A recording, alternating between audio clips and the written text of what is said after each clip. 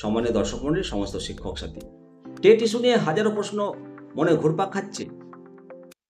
কমেন্টে এমনই একটা প্রশ্ন পেলাম, তার উত্তর দেওয়ার প্রয়োজন মনে করলাম। অবশ্যই মাননীয় অমিত দাস মহাশয়, আপনি জানতে চেয়েছেন যে প্রশ্নটা, সেটা অনেক শিক্ষকই করেছেন এবং আমারও মনে ঘুরপাক খাচ্ছিল। তো চলুন সেই প্রশ্নের উত্তর দেওয়ার চেষ্টা করুন। মাননীয় অমিত দাস মহাশয়, আপনি জানতে চেয়েছেন, আপনি বলেছেন যে আমি একটা কথা জানতে চাই, পশ্চিমবঙ্গে আরটিই আইন 2011-র আগে কোনো আপার, নবম দশম, একাদশ, দ্বাদশ এই ভাগ ছিল না, তাহলে কি সব শিক্ষকদেরই টেট দিতে হবে? একেবারে সঠিক বলেছেন। সেই সময়ে এই ধরনের কোনো ভাগ ছিল না। টেট কি তাহলে দিতে হবে? চলুন সেই প্রশ্নের উত্তর পেয়ে যাবেন যদি আমরা পশ্চিমবঙ্গ সরকারের শিক্ষক নিয়োগ বিধি আমরা অনুসন্ধান করি। অ্যাকচুয়ালি পশ্চিমবঙ্গ সরকারের যে শিক্ষক নিয়োগের নিয়ম রয়েছে, সেখানে আপার প্রাইমারি, নবম দশম এবং একাদশ, দ্বাদশ শ্রেণীর ভাগ হয়তো ছিল না। বর্তমানে শিক্ষক নিয়োগ যে বিধি, সেটার সঙ্গে মিলবে না। টেট সংক্রান্ত যে নিয়মগুলো national council for teacher education এবং সুপ্রিম কোর্টের নির্দেশে এটা পরিচালিত হচ্ছে, টেট ম্যান্ডেটরি 2011 সালের 29শে জুলাইয়ের পর থেকে নিযুক্ত সমস্ত প্রথম থেকে অষ্টম শ্রেণী শিক্ষকদের জন্য বাধ্যতামূলক।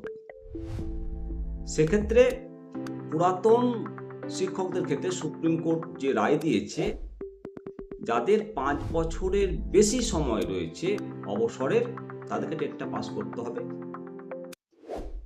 পাস করতে না পারলে স্বেচ্ছায় অবসর, বাধ্যতামূলক পাস। আর যাদের 5 বছরের কম রয়েছে, তারা চাকরিটা চালিয়ে যেতে পারবে, তবে প্রমোশন পেতে গেলে তাকে টেটটা পাস করতে হবে। বিভিন্ন স্তরের শিক্ষক নিয়োগের যে নির্দেশিকা, বর্তমানে পশ্চিমবঙ্গ সরকারের স্কুল সার্ভিস কমিশন শিক্ষক নিয়োগের জন্য যে নিয়মগুলো অনুসরণ করে, সেগুলো জানা দরকার। আপার প্রাইমারি, নবম দশম, একাদশ, দ্বাদশ শ্রেণীর যে নিয়োগ বিধি, তাতে আপার প্রাইমারিতে টেট বাধ্যতামূলক, ষষ্ঠ থেকে অষ্টম ম্যান্ডেটরি টেট। সেকেন্ডারির ক্ষেত্রে, নবম দশমের ক্ষেত্রে স্নাতক বা স্নাতকোত্তর 50% নাম্বার প্লাস বিএড। একাদশ, দ্বাদশ শ্রেণীর ক্ষেত্রে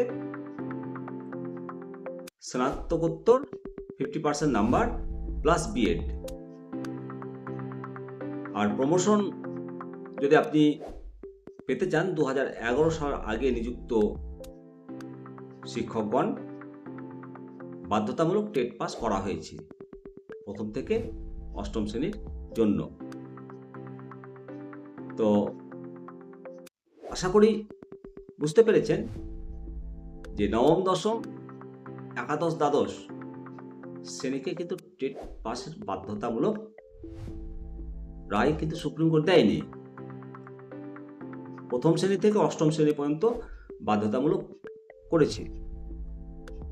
তবে এটুকুটা অন্তত আশা করি যে 2011 সালের পূর্বে নিযুক্ত শিক্ষকদের টেট দিতে হবে না। এটা সুপ্রিম কোর্ট রিভিউ পিটিশনে আবার নতুন করে রায় বা পর্যবেক্ষণ উঠে আসবে, এ ব্যাপারে আশাবাদী।